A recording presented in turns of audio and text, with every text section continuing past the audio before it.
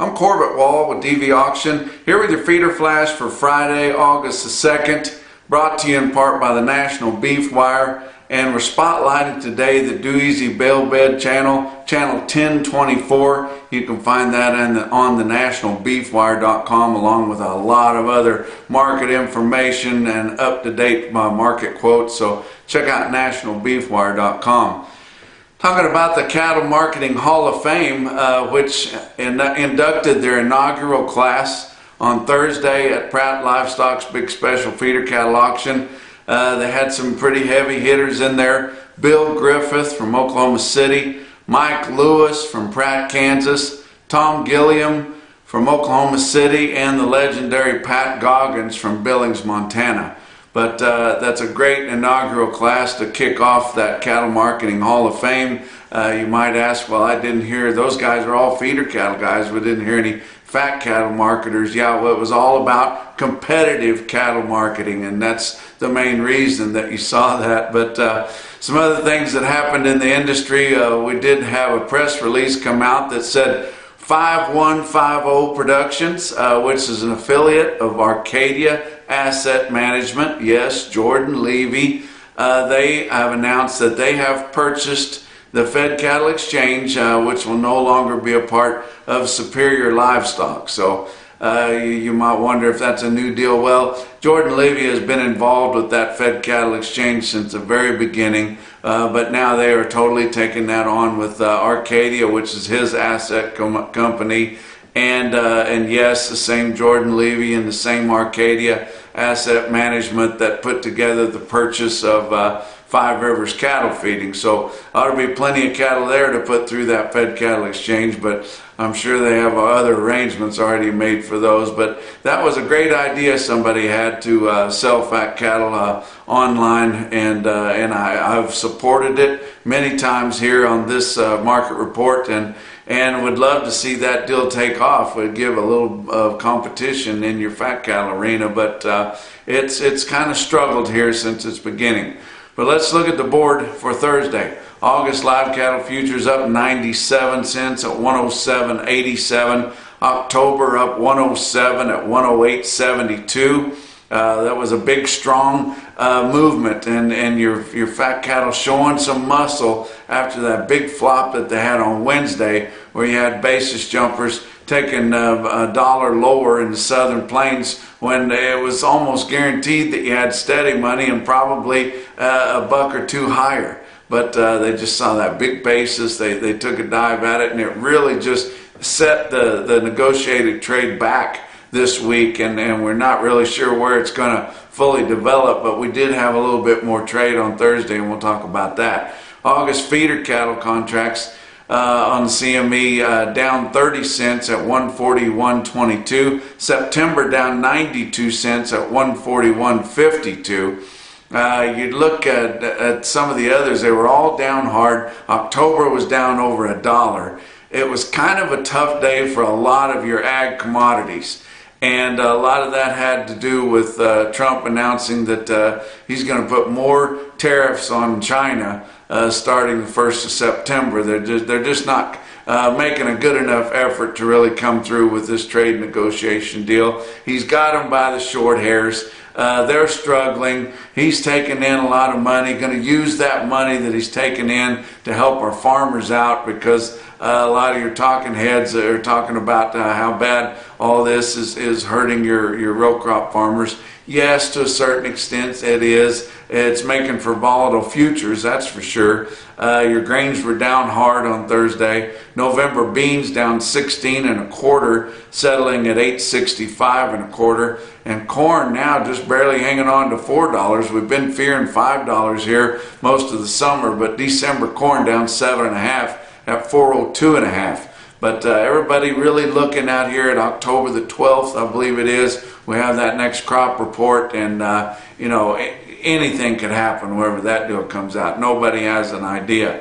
Let's look at your fat cattle trade that continued on Thursday after, like I said, they had that big flop, epic failure of a higher market on Wednesday there. Tuesday we had the packers coming out. They were aggressive, short bought, needed cattle, buying cattle higher, especially your regional packers.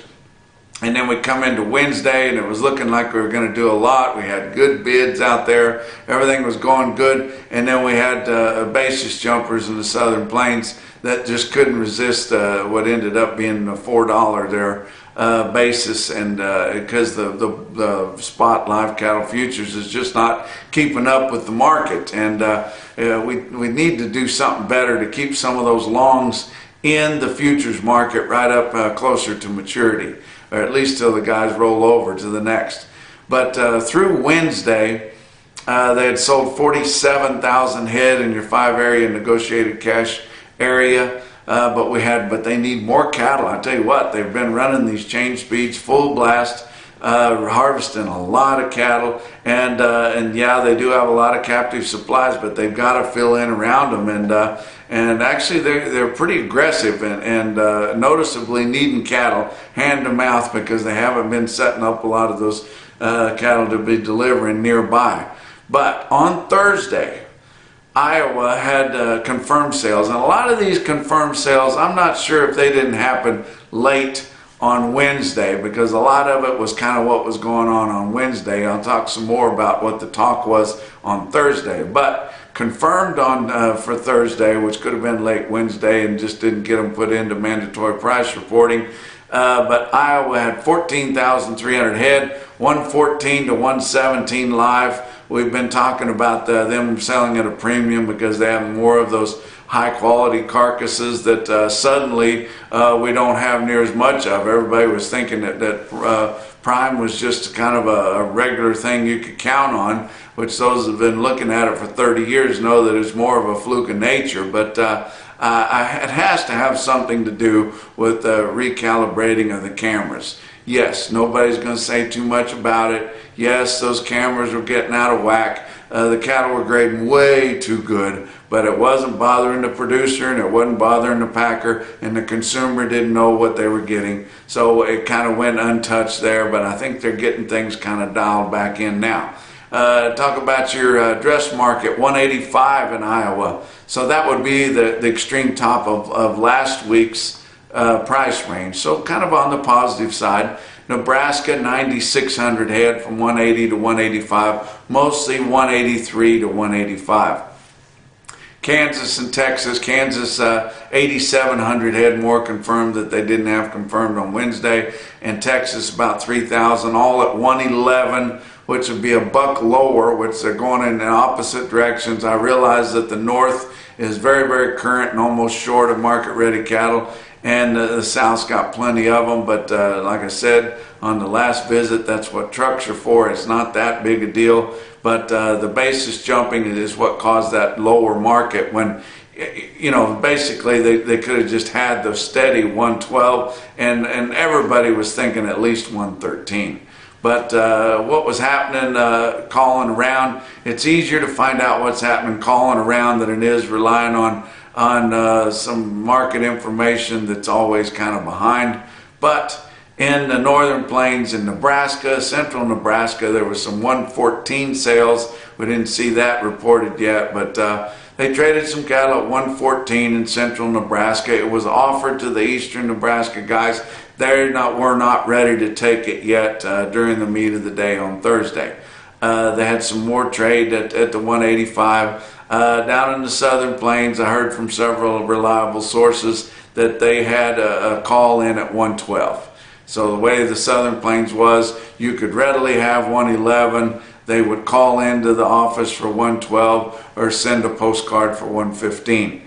That's the way that goes. But your box beef cutout values, they seem to have bottomed out last week, and every year it seems like that's about the week they bottomed out. They've showed some strength this week, a little bit of volatility. Your choice cuts Thursday afternoon settled at 214.24. That was up 70 cents. Selects were down 35 cents at 189.34. Compared to the bulk of a week ago's trade, your weighted average for the week's trade last week, your choice now is about a buck higher, and your select cuts are up about 10 cents. So it has gained some ground. So maybe we did establish a bottom there last week. Still a record huge for this time of year.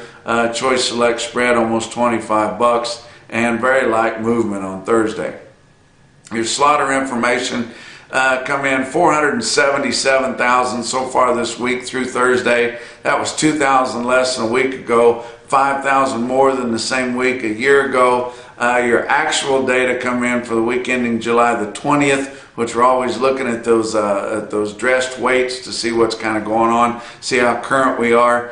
Your average dressed steer weight for that week was 866 pounds, which sounds big in the whole scheme of things. It was only 1 pound bigger than the previous report and 6 pounds lighter than a year ago, and actually the lowest weight we've had for that particular week since 2013. We've been making them big for quite a while, but yeah, we're fairly current, and that has a lot to do with the way cattle had to be placed this winter because of all the flooding and the storms and everything like that. But let's talk about your feeder cattle markets. Your real-time index on Cattle Market Central late in the day on Thursday sitting at 141.64, up $2.44. Your fat cattle board being up helped that. Your grains being down helped that. Showing some strength back in your negotiated trade helped that, especially as news started coming out that your guys, you still had plenty of guys that were going to hold out for at least steady or higher money rather than what happened on Wednesday. But you look at your big sales that happened on Thursday. Pratt, Kansas had a huge special. 7,500 head. That's all about the big doings that are going on in that area with winter livestock. They had their 7,500 head there at Pratt on Thursday. They've got the High Plains video in Dodge City on Friday morning. They're going to have a golf tournament Friday afternoon with a lot of your auctioneers that are coming in for your King of the Ring, best of the best livestock auctioneer contest. They've got that huge special feeder cattle yearling special in Dodge City at Winter Livestock on Saturday. That's going to be a big deal. They've got like 9,000 head of those cattle, most all of them coming fresh in right off the grass. But Pratt had their big special on Thursday, and it was good. Feeder steers, 800 to 900 pounders, $2 to $4 higher, and spots of $7 to $9 higher. You wonder why people have these big spectacles at their auctions, have these big specials, and bring buyers in? Because you get higher markets every time you do that. Why wouldn't you want to have one? The market news market report said they had a big crowd on hand. The heavier steers weighing 900 to 1,000 pounds were steady to $3 higher. Feeder heifers were $2 to $4 higher. I mentioned they had the inaugural class for the Cattle Marketing Hall of Fame that was announced during the sale there. That drew a lot of attention, a lot of crowds. Look at this market report on Cattle Market Central at Winter Livestock in Pratt, Kansas. Look at your best tested weights. All they had was featured consignments here. That's another reason your market was so much higher. Just featured consignments. No odds and ends or anything like that. Notice they didn't even have any light calves because all they wanted to have was long-time weaned calves or sure true green yearlings there. But on your 8-weight steers, 2,107 of them in the 8-weight category averaged 864 at 147.01. The top price on a set of those 8-weight steers was all the way up to 152.35. They had 2,545 head of 9-weight steers in Pratt. They averaged 942. The weighted average price on your 9-weight steers, all of them, was 138.47 with extreme top load at 149.50. Look at your heifers. 938 head of 7-weight heifers averaged 766 at 140.5 with an extreme top on a load of thin fleshed heifers at 143.60, and 706 head of 8-weight heifers averaged 848 with a weighted average price on all 8-weight heifers at 133.06 with a set of spade heifers topping the 8-weights at 136.37. Wow, what a sale.